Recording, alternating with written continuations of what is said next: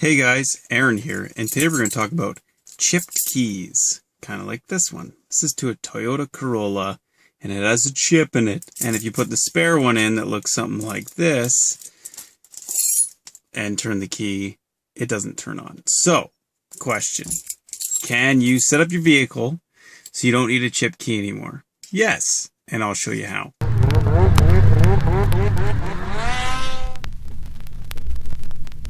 I took the chip out of the key and I mounted it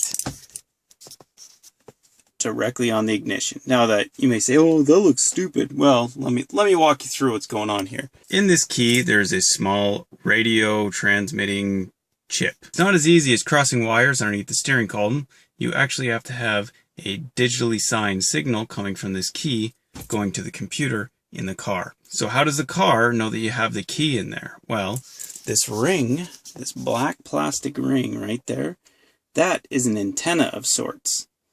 And running underneath, back inside here, is where the chip is for this antenna to read the chip that's in your key. If you look, this chip is really tiny. It's about the size of my finger, the tip of my finger, okay? I'm using red tuck tape, but you can see the outline there. It took me about 3 hours to figure this out and get it functioning 100% of the time. So let me cut you some time here. So with this antenna, when you put your key in, once again, this is not the right key for this vehicle, just an example. The chip in this key is probably located near the edges on one side. The reason why I say so is because this vehicle will only turn on if the chip is located here or if the chip is located here on the antenna. If you locate it, if I move it several millimeters up, the car will not turn on because it cannot read the chip. If I try inserting the chip underneath, inside of the antenna underneath here, would not read it. It has to be exactly here or here. That's because if the chip is in the end of the key and you turn it, you will begin or end in one of these two positions, and the vehicle will know that the correct key is being used. Next step would be to dig out your chip. I'm going to use this as an example of a chip that's been dug out. They look kind of black and rectangular like this one, but we'll use this as an example for now.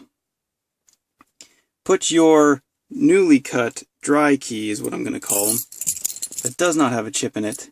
Insert that into your ignition. With it inserted, you'll want to stick this chip somewhere around on your antenna and then turn the key on and see if your vehicle will start.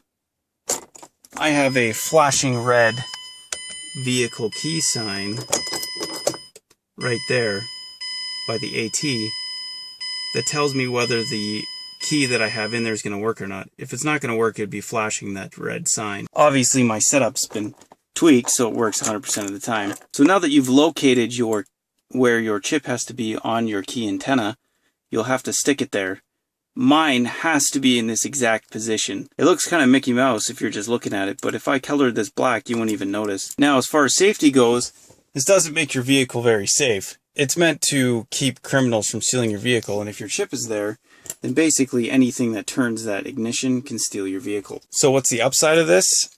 You save a lot of money in keys, especially if your wife, not naming names, likes to lose the keys or lock them out of the vehicle. So there you have it, guys. That's how you unchip a key and the vehicle still runs. I'm out till next time. Enjoy your newfound knowledge. Enjoy your saved money as well. Toodles.